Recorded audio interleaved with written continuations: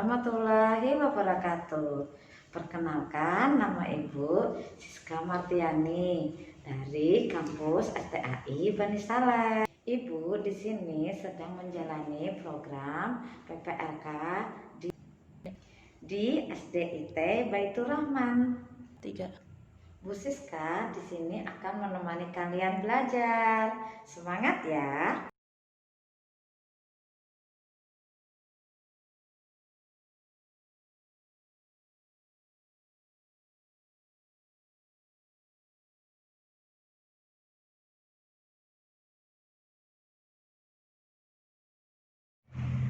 Hari ini kita akan belajar bersama-sama untuk mata pelajaran tematik kelas 3. Kita belajar di tema 3, benda di sekitarku, subtema 4, keajaiban perubahan wujud di sekitarku, dan pembelajaran yang pertama. Yuk adik-adik, kita belajar dengan penuh semangat ya. Setiap hari terjadi perubahan alam di sekitar kita. Perubahan wujud adalah contohnya. Hujan terjadi karena perubahan wujud. Makanan menjadi nikmat karena adanya garam yang diperoleh dari perubahan wujud. Perhatikan kebesaran Allah Subhanahu wa Ta'ala melalui perubahan wujud di sekitar kita. Dapatkah adik-adik mengamati perubahan wujud dalam keseharian kita? Nah, adik-adik, pada subtema sebelumnya kita sudah belajar beraneka ragam wujud benda, yaitu mengkristal, menyublim, mencair, dan sebagainya. Garam membuat masakan menjadi lezat adik-adik. Makanan yang diberi garam membuat masakan menjadi lezat adik-adik.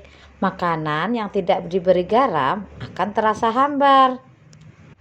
Lalu, apa yang terjadi perubahan wujud pada pembuatan garam? Mari kita baca bacaan berikut ini. Di sini ada bacaan yang berjudul Bertani Garam. Garam dihasilkan dari air laut. Di pinggir pantai, petani garam membuat ladang garam.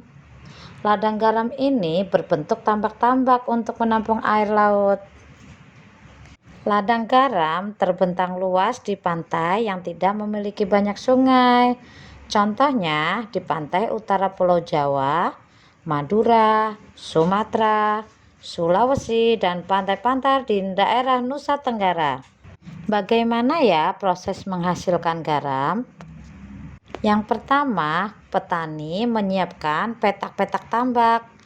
Tanah di dalam petak tambak terlebih dulu harus dipadatkan. Setelah tambak garam dibuat, lalu diisi dengan air laut dengan kedalaman tertentu adik-adik. Air laut yang terkena sinar matahari akan menguap dan meninggalkan kristal-kristal garam.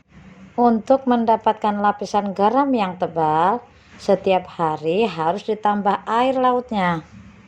Hal ini untuk menggantikan air laut yang menguap. Setelah sekitar 210 hari atau setelah musim kemarau berakhir, lapisan garam di dasar tambak pun harus segera dipanen. Memanennya jangan menunggu musim hujan tiba ya adik-adik. Mengapa? Sebab kualitas garam akan menurun atau tidak bagus. Nah, adik-adik, ternyata lama ya proses pembuatan garam. Harus menunggu 210 hari. Garam-garam setelah dipanen lalu dijual ke pabrik-pabrik untuk ditambah zat iodium dan dikirim ke daerah-daerah. Tadi kita sudah belajar tentang materi tema 3, subtema 4, pembelajaran 1. Mengenai perubahan wujud yang terjadi pada pembuatan garam. Dan kita juga sudah belajar tentang pengertian wujud benda. Jadi kita harus selalu mensyukuri atas semua karunia Allah Subhanahu wa Ta'ala. Sebelum kita mengakhiri pembelajaran hari ini, mari kita tutup dengan membaca kafaratul majelis. Subhanaka Allahumma wa bihamdika asyhadu alla ilaha illa anta astaghfiruka wa atubu ilaik. Wassalamualaikum warahmatullahi wabarakatuh. Sampai jumpa anak-anak.